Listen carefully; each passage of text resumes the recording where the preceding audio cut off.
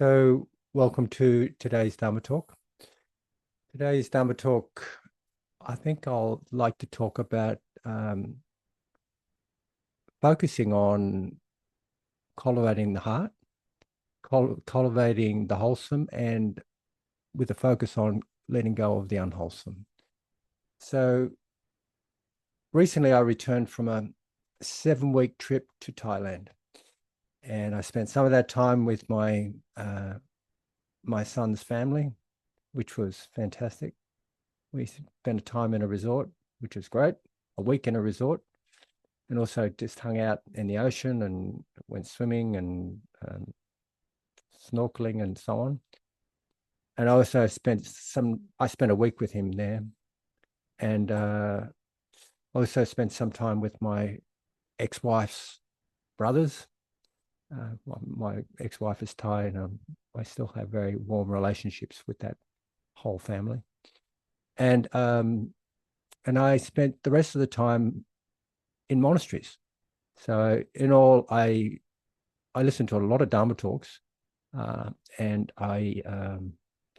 unfortunately I can still understand Thai, and I can speak and read enough to get by. So it's a real advantage if you're listening to Dharma talks, because most of them are in Thai.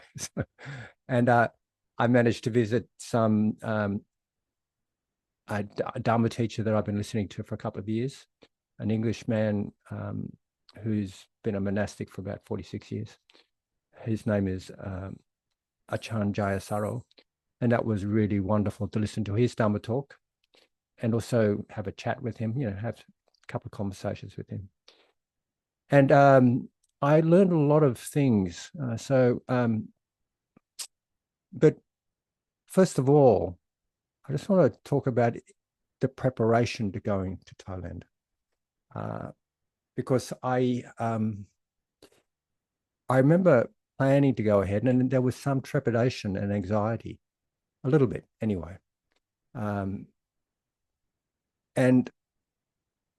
I think something that became evident in a talk I listened to by Jayasaro recently was talking about fear.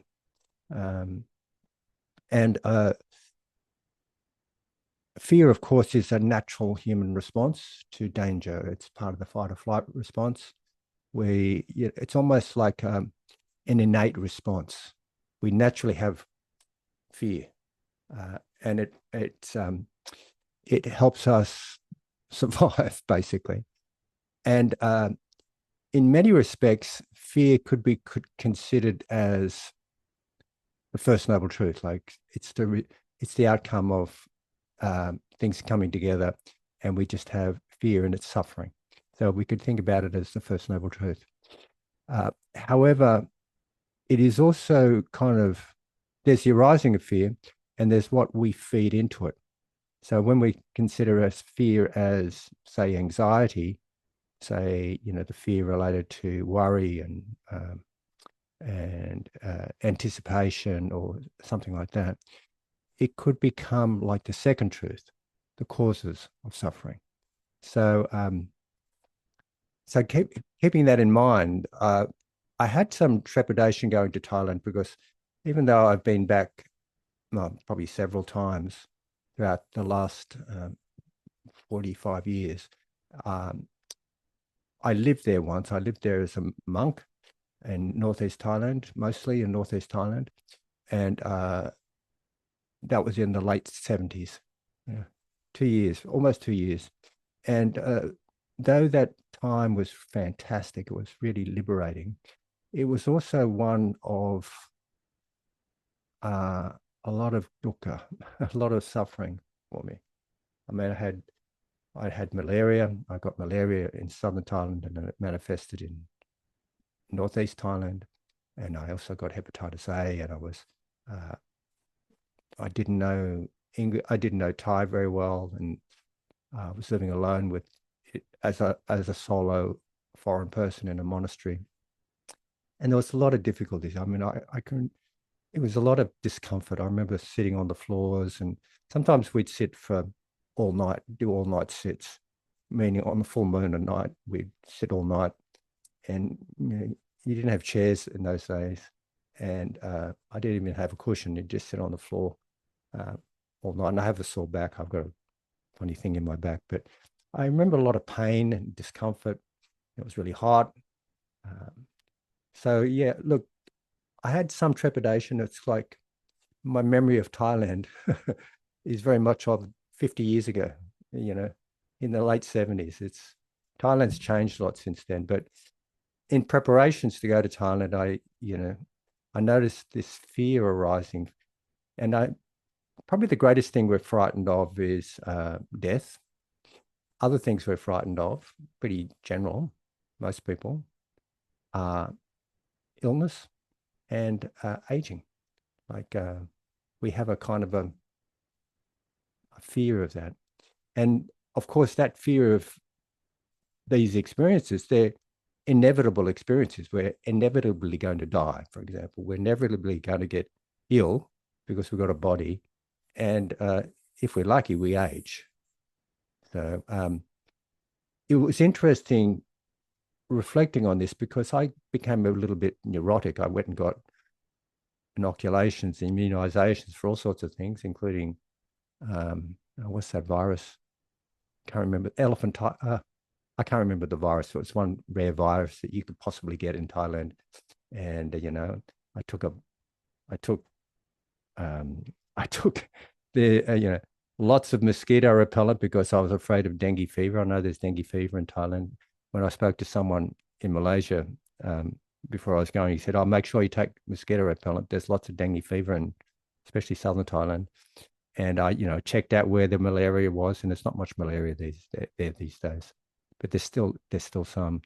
So, and I kind of went prepared for everything. Like I had a lot of just in case medicines. Like I had some herbs for just in case I got some stomach problem, because I remember one thing that happened in the monastery I lived in Thailand, I used to drink rainwater, and I used to get recurrent digestive issues. And it wasn't until later that I realized that I was probably drinking water with blastocytes or giardia in it. So it was interesting because I was excited about going, but also trepidatious. So I went there, and look, just something else about fear. Sorry. I know that fear can be, we can work on making it worse with our thoughts. We can build on it. And I was doing that, well, I guess it's natural that I'd be anxious to go back to a place where I almost died. So, that's pretty natural to be anxious about some things like that. But, and also anxious about the state of the way I was back in those days. I was very, very skinny. I was really low in weight. And before I was going, my partner was saying, "Okay, you're staying in the monasteries, Malcolm. Don't come back looking like a skeleton." She gave me warning. One time I went to Burma. I spent 6 weeks in Burma, and I came back and I was really like looking like I was about to fall over. The wind blew me. I was so skinny. But anyway, she warned me. So I went to there a bit over prepared, I think. And when I got to Bangkok and I was staying with my ex-brother, he's very, not in a judgmental way, but he said, "Wow, you got a lot of medicine, Malcolm." So, or come, he calls me come. Got a lot of medicine, come. But it wasn't judgmental, but I did feel a little bit embarrassed about that. So I know with fear, one good way to work with it is understand it when it's natural, and we naturally are afraid of many things, and that's good to be afraid of some things. However, if it's kind of constructed fear, like if it's like worry or something like that, it's very useful to face up to it. It's very useful to dive into it and do the things, I think, that you would do if you weren't so frightened of doing things. Do the things that that are sensible to do and that you'd like to do, and that are not completely dangerous to do, that you would do even if you weren't frightened of it. So I guess this is a shorter way we can say this is that we face up to our fears. So part of my reason to go to Thailand was in part to face up to my fears. It was also to get an opportunity to meditate, to remember what it's like to meditate in Asia, which is very different than going on retreats in Australia. Very different. There's so many other contingencies going into the Wats, into the temples are called Wats. That's a term for a Wat, or a monastery is called a Wat. Going into the Wats and living in the Wats, it's like a retreat. It is a retreat, but it's different than the Western retreats. There's a whole kind of structure around it.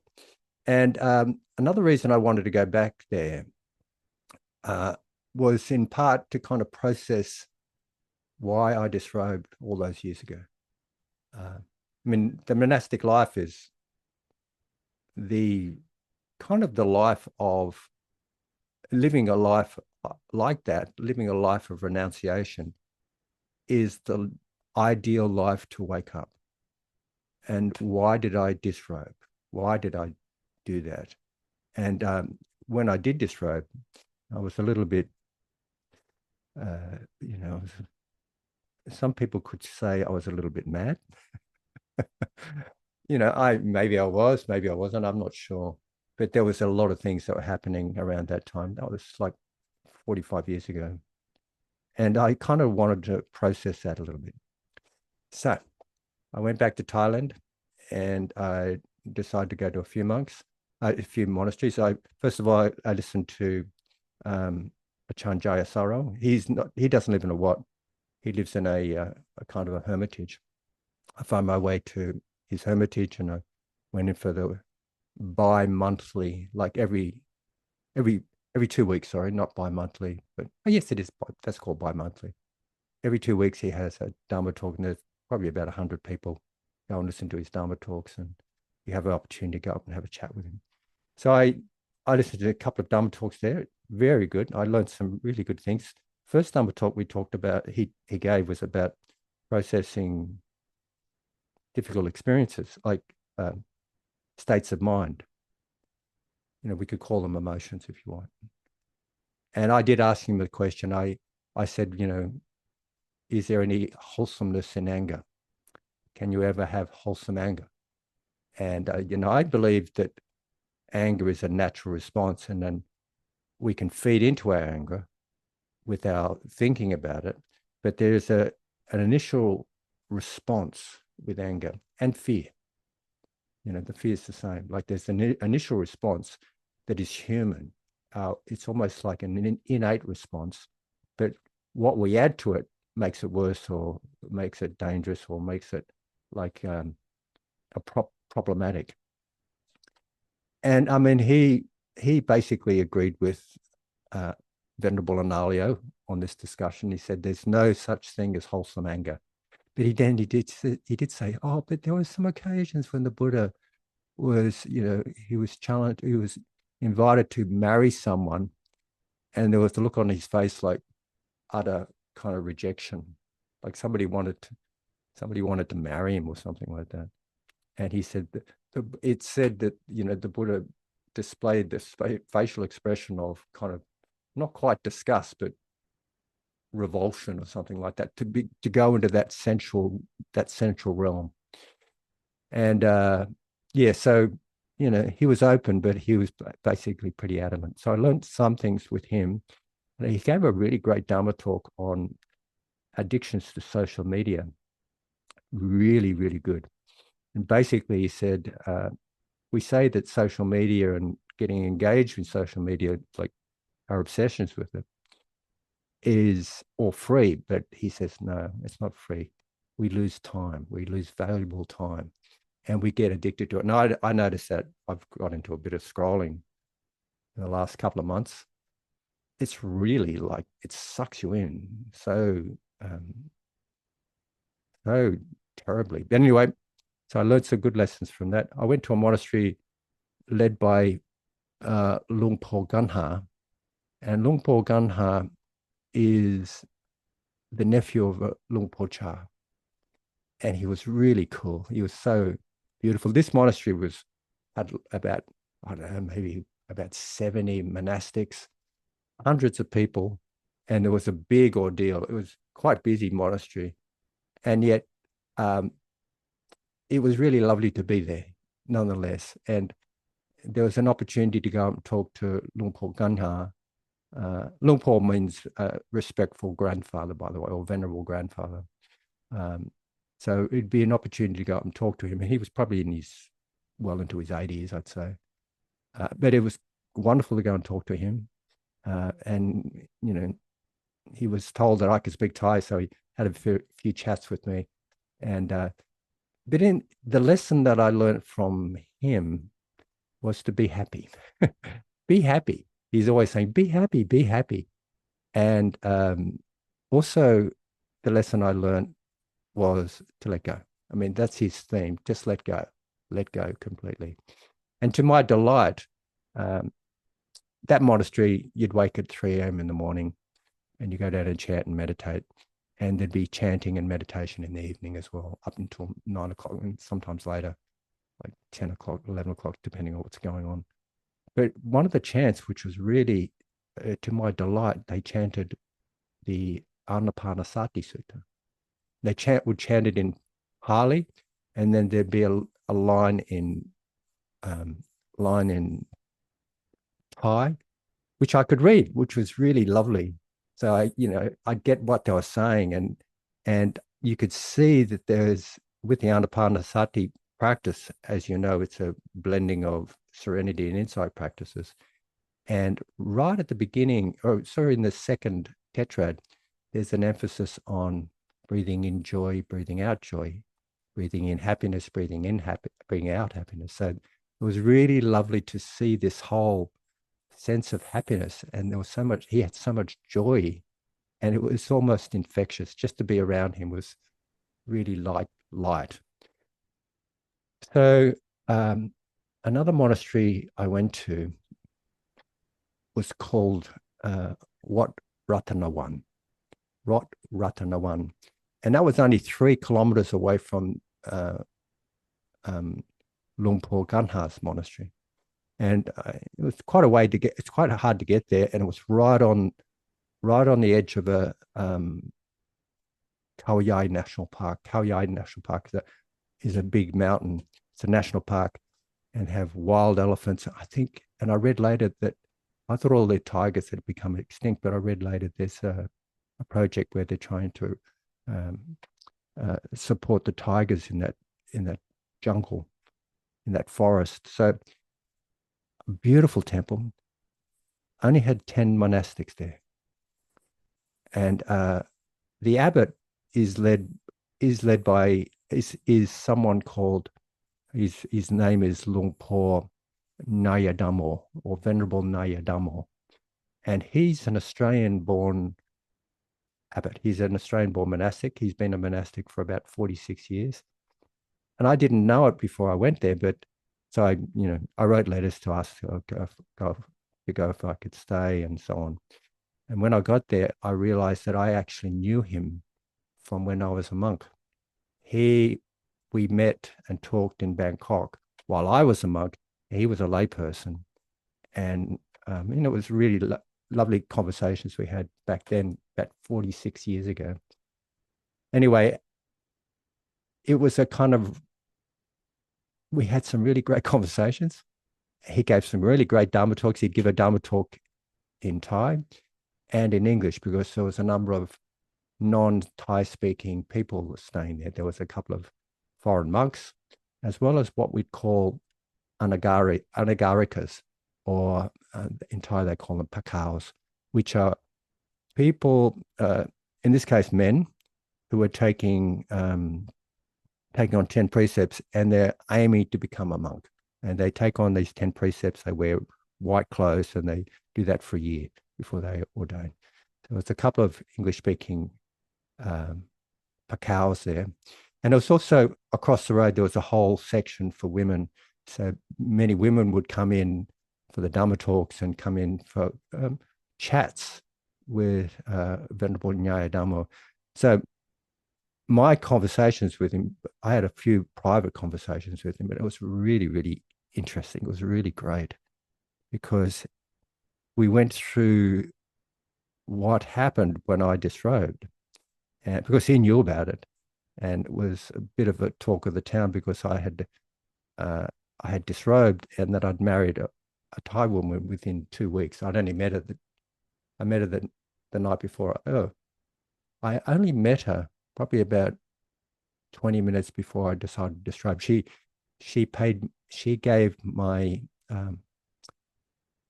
to-be brother-in-law money to buy me clothes. So I went and asked her for some money to buy clothes, and I bought some clothes and I disrobed and so on. And then the next day we went back and said, because I thought, oh, it'd be really cool to get a visa here to stay in Thailand. And so we went back and asked if she wanted to marry me. So we did get married eventually, within later on about 2 weeks. But 2 weeks after that, we went through all the processes to get married, and it ended up that the visa situation switched around from me staying in Thailand to her coming to Australia. So I brought her out to Australia, and I brought a number of her siblings out as well. So the long and short of that was that it was quite a shocking thing for the monastics to hear. And he told me all about that. We talked about how it was from their perspective. My colleagues, my fellow brethren, I suppose you could call them, were a bit kind of shocked that I would disrobe and marry within like 2 weeks. But anyway, so it was very good to talk about all that. And it became clearer why I actually disrobe. Yeah, and maybe I'll tell you about that a little bit later. Anyway, coming back to the lessons that I learned with Nyaya Dhammo, one really lovely lesson I learned was that we had one conversation we had about was how much in the Western traditions, in the insight traditions, there's almost a suppression of samadhi practices, of serenity practices. And, we talked a little bit about that. And then we talked about samadhi and practice of samadhi. And he said, oh, it's like learning to float, really. Like, how you float in the pool? It's like learning to float. And I thought, oh, that's a great analogy. It's kind of like effortless. There's an effortlessness about it, but there's also a balance. There's a very subtle effort in learning to float on water. And if you start to try to float, then you're not floating anymore. And I took that analogy and with my meditations, and it was really, really helpful. So that's one really lovely lesson I learned. And on another day, Nyaya Dhammo, otherwise known as Achan Philip, back before he was a Luang Por, everyone used to call him Achan Philip, and often he still goes by that name. So Achan Philip, every morning when he was around, he would have a little chat with the Pakaus and also the women who are across the road meditating in their area. And, we'd have Dharma talks and little tiny Dharma talks, and also kind of he'd be checking out how we're going and how our practice is and so on. And one day he said, oh, there's three Thai words that are very useful to learn and understand if you want to practice as a monastic, and also if you just want to practice in general. And he said these three words Luang Por Cha used to use often. And this is someone, Venerable Nyaya Dhamma was someone who actually lived with Luang Por Cha or Achan Cha. So these three words, very useful words. The first word is oton. The second word is patipat. And the third word is turaman.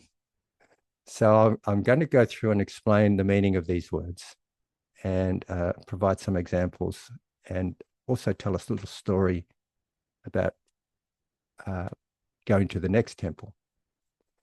So oton literally translates as endurance or tolerance. And I've listened to a lot of talks by Achan Jayasaro.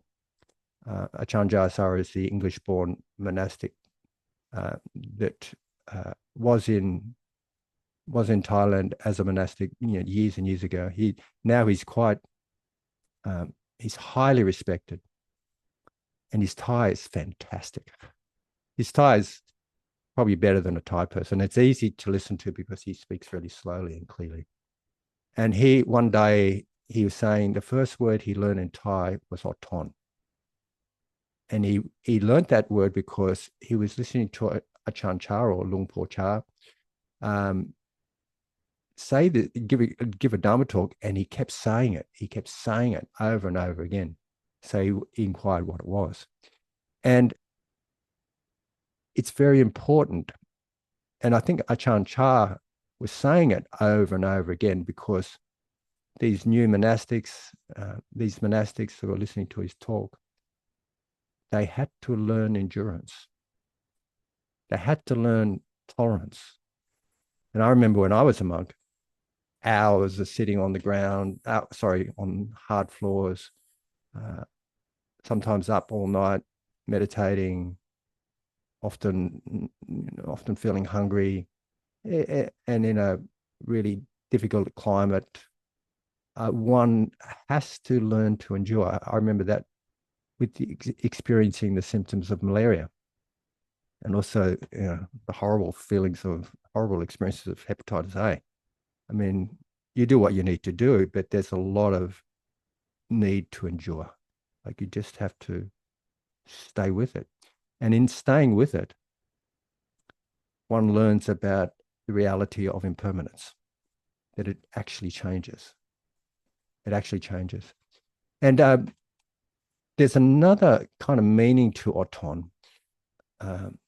It's that, but it's also like it is this tolerance and forbearance and so on.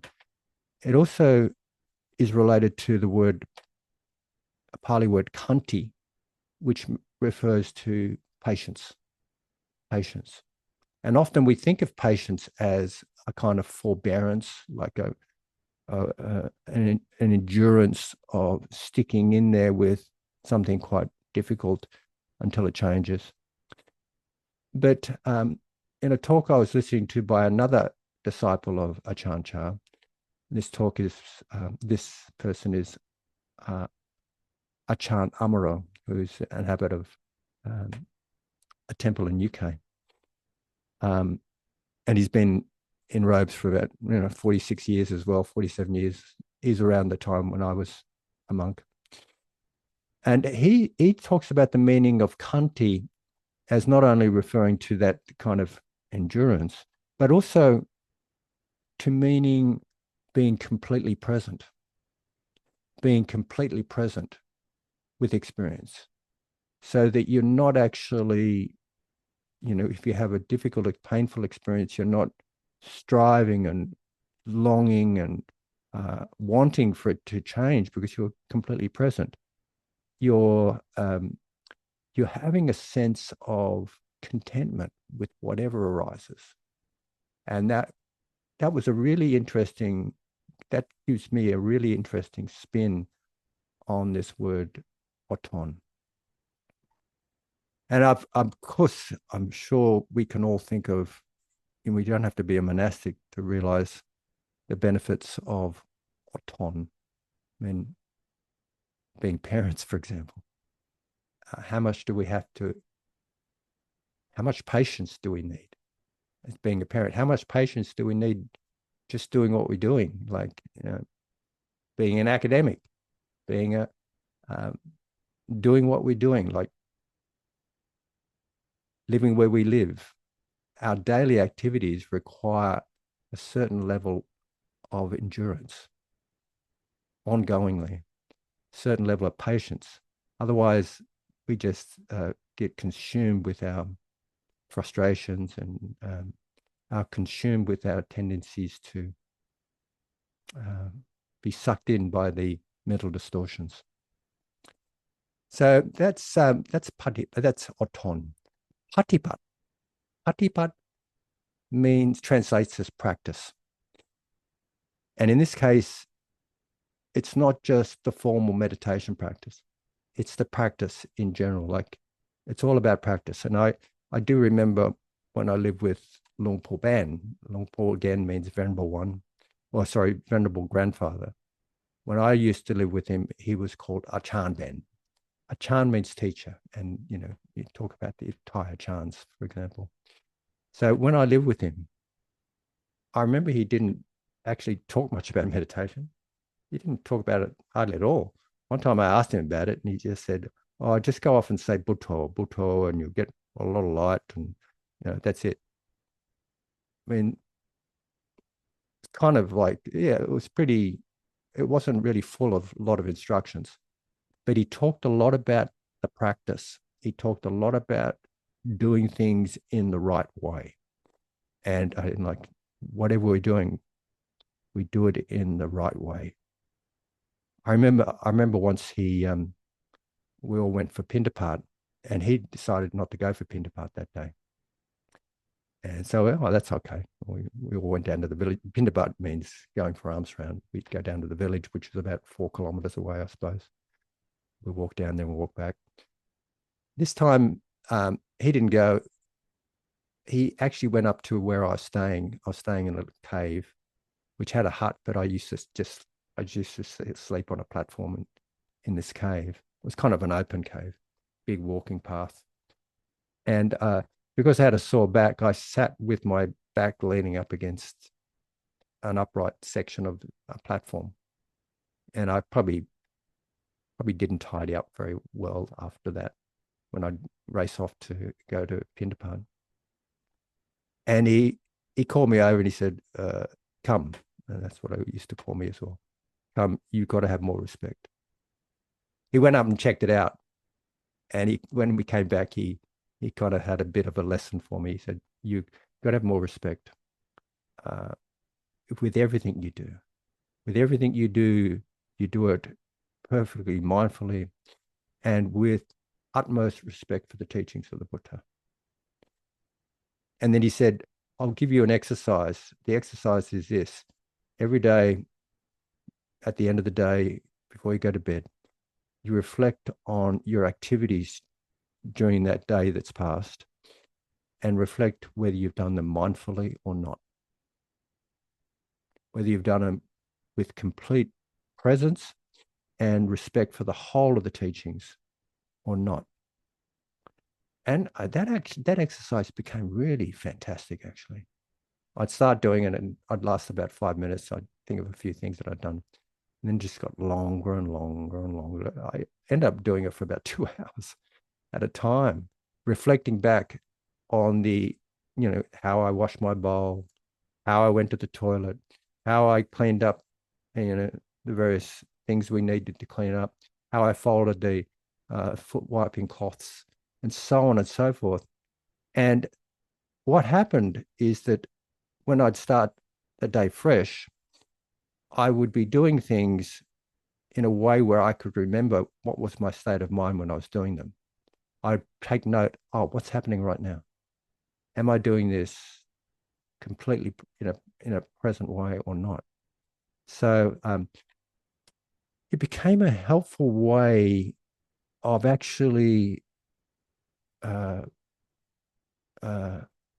practicing mindfulness. So coming back to this practice again, it means not only the 3 components of the Eightfold Path as energy, mindfulness, and concentration, but the whole of the path: right view, right intention, right action, right speech, right livelihood, right effort, right mindfulness, and right concentration. The whole of the path.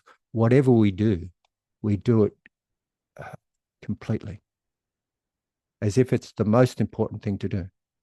Because it is the most important thing to do. We're doing what we're doing right now. And I still use that exercise sometimes. And what I took away from what doing was this understanding that you can bring the practice into every activity. So, Turaman, Turaman. The literal meaning of Turaman means to torture. And that could sound a little bit strange coming out of a Buddhist context, but it actually means giving the kilesa or mental distortions a hard time, giving them a hard time by not nourishing or reinforcing them. In fact, maybe stirring them up and then just starving them. When I mentioned this to my partner, I said, "Oh, I'm going to give a Dharma talk, and I'm going to talk about the word toraman, which means to torture." He said, "Oh, that's wrong. That's wrong, Malcolm. You don't talk about torturing is not right." But and when I thought about it, she said, "It's not that you shouldn't be talking about that in a Buddhist context." But I did say that they're the words that Luang Por Chah used. And it's a little bit of a reflection about how the practice is in Southeast Asia. When I've listened to Dharma talks in Southeast Asia from Asians, from Thais and Burmese as well, there's an inclination for the practice to be like going to war. And you have the enemies. The enemies are the defilements. The enemies are the mental distortions, and you've got to fight them. You've got to overcome them, and you've got to battle against them. And I know that that's not necessarily the way with Westerners, although when Westerners go to Thailand and they get this kind of vigorous effort, strenuous effort to fight against the kilesa, sometimes they're coming from like type A personality types, and they really get into it. And it's quite extreme. And I think that the Asian teachers used to teach like that because in countries like Burma and Thailand, a lot of people are pretty chilled out. There's a tendency to relax and not really get into it. So they're kind of rousing a lot of energy. So this word Turaman is kind of related to that really a forceful approach to the enemy. The enemy is the defilements. So I'd also like to, before I clarify this term even further, I just want to talk a little bit about kilesa. And I gave a talk on kilesa, and I looked it up. I gave a talk in June, so it's still up there, on the net somewhere. But the Buddhist path, as far as I understand, is about cultivating the wholesome and letting go of the unwholesome. And the wholesome is all those tendencies, all those qualities that are inclined towards generosity, inclined towards kindness and compassion, inclined towards letting go or renunciation. And I'm just talking about the 3 right intentions. So this harmlessness, it's all those patterns and mental states and behaviors that are inclined towards the opposites of greed, ignorance, and hatred. They're those patterns that will liberate us from the wheel of samsara, being caught up in birth, aging, sickness, death, and so on. The unwholesome are those types of patterns or states of mind, behavioral schema, if you want to call them like that, that are inclined to be driven by greed, ignorance, and hatred. In fact, I found a list in that talk that I gave in June. I think I might have talked about a list of 10 core defilements or 10 core mental distortions. And they are the 3 roots: greed, ignorance, and hatred, and various manifestations of them. And these other manifestations of them include the hindrances, as well as some of the fetters. Like, for example, the hindrances: obsessive sensual craving, ill will, sloth and torpor, restlessness and worry, or restlessness and remorse, and paralyzing doubt. And Fetters include, the conceit I am. Do you remember that one? That's included in these 10 core kilesa or defilements. By the way, kilesa literally translates as to distort, to twist. And that's why I talk about mental distortions. So another kind of mental distortion is called shamelessness. And here we're talking about healthy or wise shame. And it's shamelessness means that people don't have any social propriety or recognition of ethics, and they behave in ways that are harmful with no qualms. So that sense of lack of social propriety, ethical behaviors in social circumstances is called shamelessness. So that's also a defilement, or it's also considered as a mental distortion. So now I just want to, so turaman or torture here refers to denourishing and not reinforcing the kilesa. And I just want to provide another example of this. So I'd been back to my temple that I lived in most of the time in Thailand a few times over the last 45 years. And I wanted to return there because my teacher had passed away a few years ago. I hadn't been back to Thailand for maybe 12, 13 years, something like that. And I wanted to go back to this temple. It's called Wat Doi Dharma Jedi, which means hill with a Dharma, with a stupa on top. But let's call it Wat Doi for short. I mean, it's often called Wat Doi. I wanted to go back to pay respects to my teacher because he passed away a couple of years ago at the age of 93. And when I lived there, there were about 30 monks. This is 45 years ago. There was about 30 monks. And we used to do a lot of practice, like, Achan Ben was really into working and doing things right. So we'd spend a lot of time sweeping, for example. Back in those days, we swept for, we had a, schedule. We do a lot of sweeping before we go Pindapart to get the temple ready. And we do a lot of work around the place, like sometimes building huts and so on. But also every afternoon, there'd be like an hour and a half of sweeping.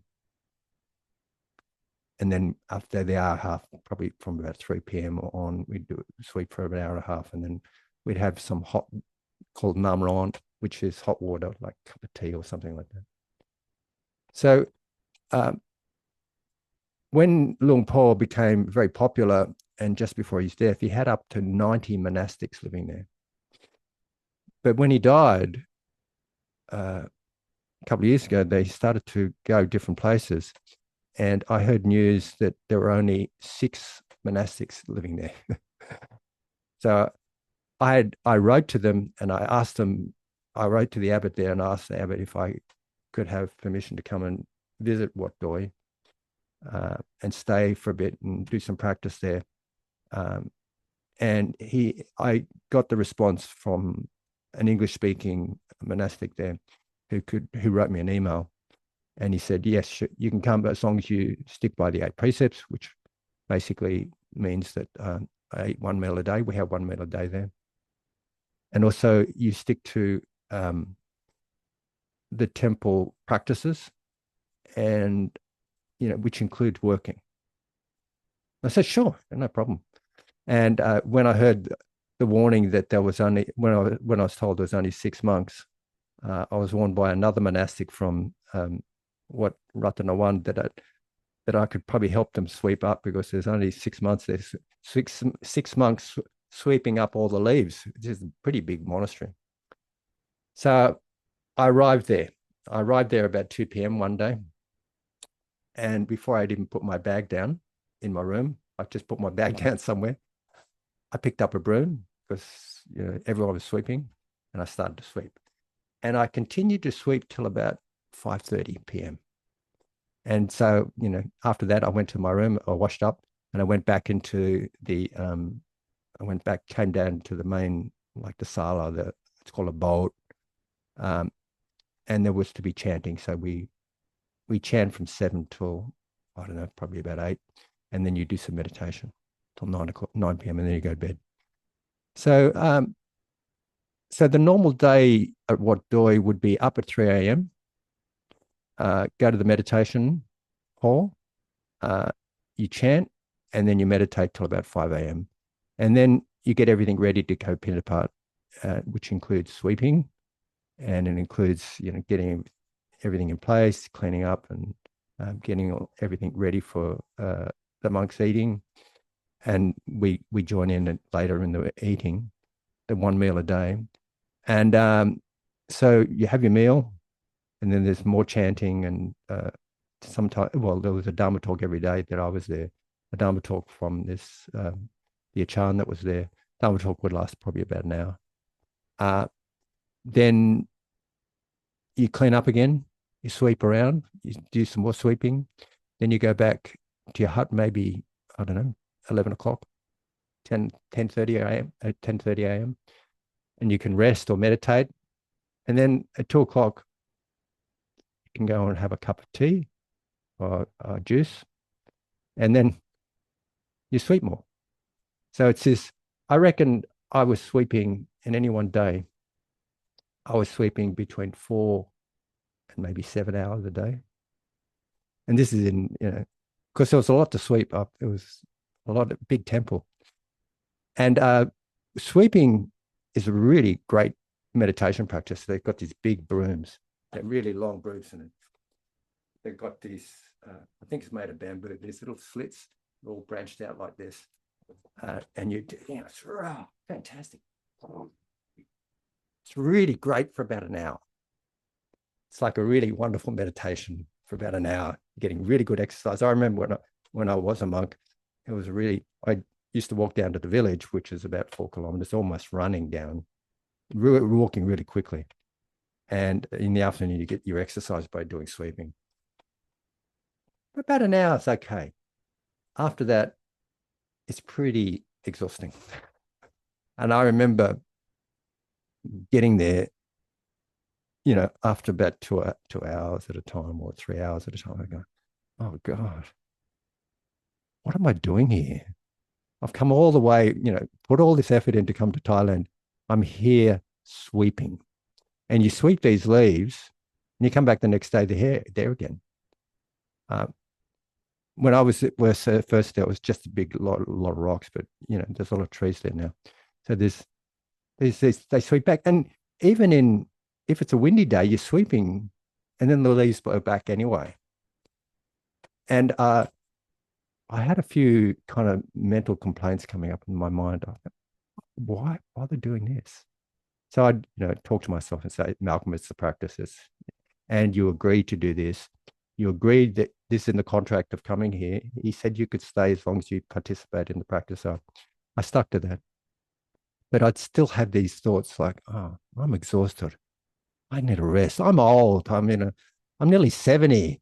I'm over this. You see the young monks, some of them are 18 or sorry, some of them are like in their 20s and all the rest of it. So I noticed that I was complaining to myself a lot.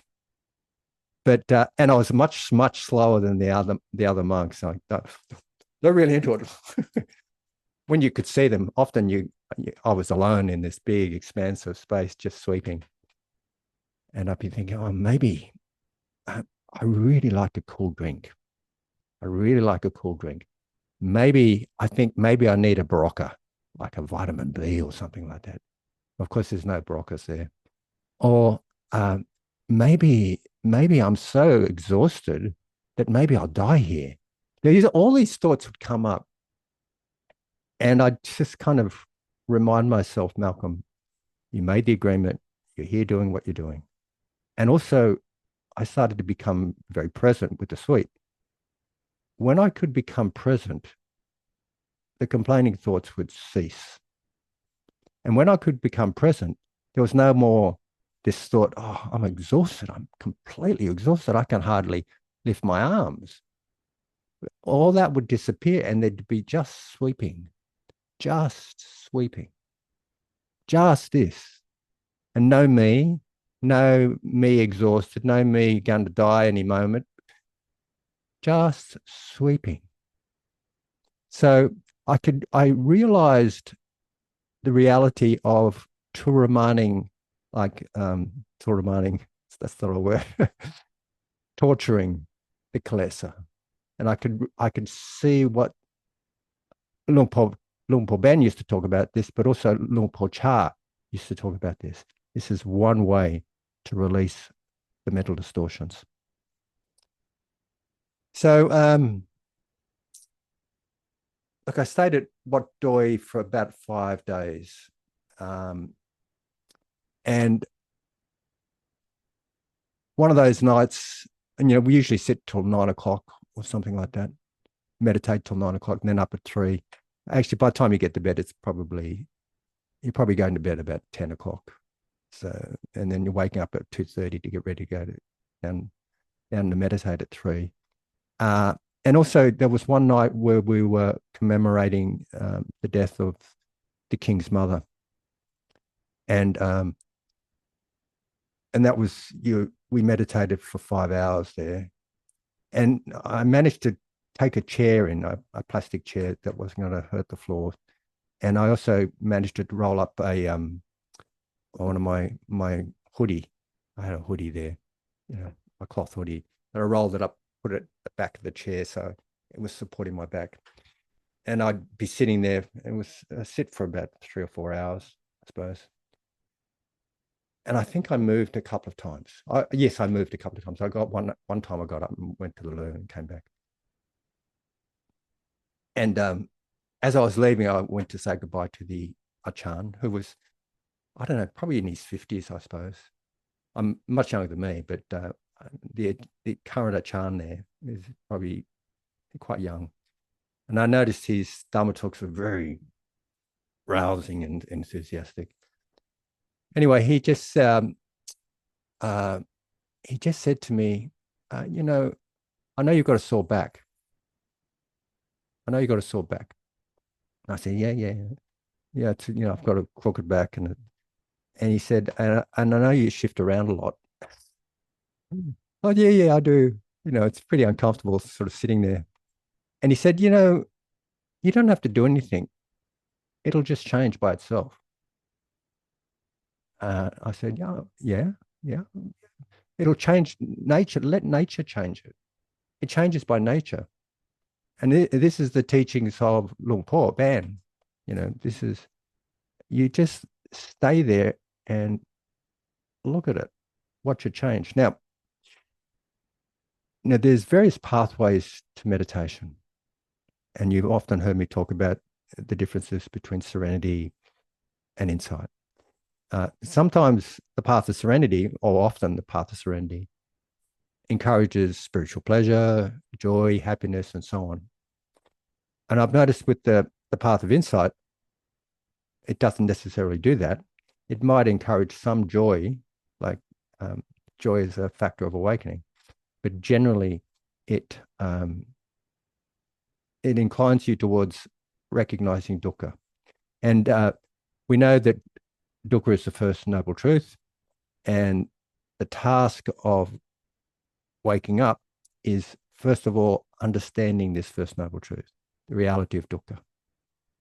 Then when you understand that, you also see the origins of dukkha, like the causes of dukkha, and the task of that, like that's the second truth. The task of that is to release the causes, let them go. And then when you do that, you realize that freedom from dukkha, whether it be ultimate freedom or relative freedom. And the task of that one, that's the third truth. The task of that third truth is to realize it, to recognize it if you want, to see it completely. And that leads on to the fourth truth and the task, the fourth truth, which is of course the Eightfold Noble Path. And the task of that one is to develop it or to live it. So various temples have different predispositions. And, when I went and stayed with Lumpur Gunha, he was inclining towards happiness. So, be happy, be happy. And, but Wat Doi is definitely insight-based place. And there's a definite inclination to be aware of the dukkha in experience. So here I am taking leave from the temple, saying goodbye paying my respects and goodbye to the Achan. And he's saying, Malcolm, you don't have to be afraid of illnesses so much because they look after themselves. You don't have to move around when you're painful. It gives you an opportunity to realize dukkha. It gives you an opportunity to realize the impermanence of it. It gives you an opportunity to wake up. And he said, what he did was he grabbed a bottle of water and he poured it on the tiled floor. Just this little tiny puddle on the tiled floor. And he said, what happens if we don't do anything with this? I said, oh, it'll evaporate. He said, yeah, it's true. Impermanence. You don't have to do anything. Just have to sit there. Just have to be there. Just have to be present with it. So I actually when I left that temple, I was about to go to another temple. And I had a car come and pick me up. And I said to we had to go through a city called Sakonnakorn on the way to the other temple. And I made the decision that I'd stay a night in a hotel and I'd get a good night's sleep. And I was on a soft bed because the beds in these temples, they're just grass mats. So I got a good night's sleep and I went up to the next temple. And that was led by a very old monastic. A long way to get there, very difficult, very old monastic, age of 93 as well. And he could speak a couple of English words. Like he would just say to me, be happy, be happy. And the Dharma Talk, he said, he spoke to some lay people out there. He said, just stay with the Buddha. Just stay focused on Buddha. That's it. That's it. And one day he came out and I had little conversations with him. One day he came out and he said, how are you? And I replied to him, I am Sabai Mark. Thank you very much. Sabai Mark means comfortable, very comfortable. Of course, it was very comfortable. It was really lovely to be in that temple. There was a lot of space and, it was really, really wonderful to be around this very, very old Thai master, meditation master. And he said, yeah, he thought that was really funny. He thought I was very clever to mix up English and Thai. And he said, may you be happy, be happy, be happy. May you be well. He said, may be well, be happy, well. I knew what he was meaning. So,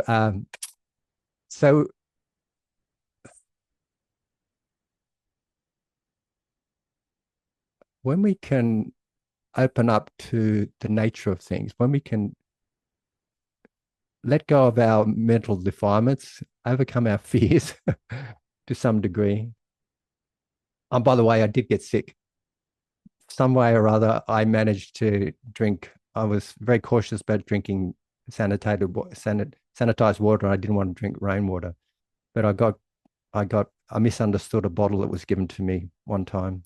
I was drinking these bottles of it looked like blueberry juice because the word on it said blueberry, and I thought it was straight blueberry juice.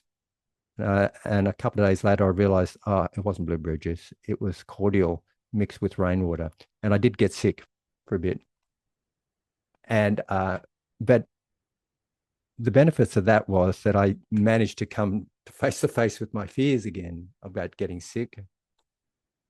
And I just sat with that.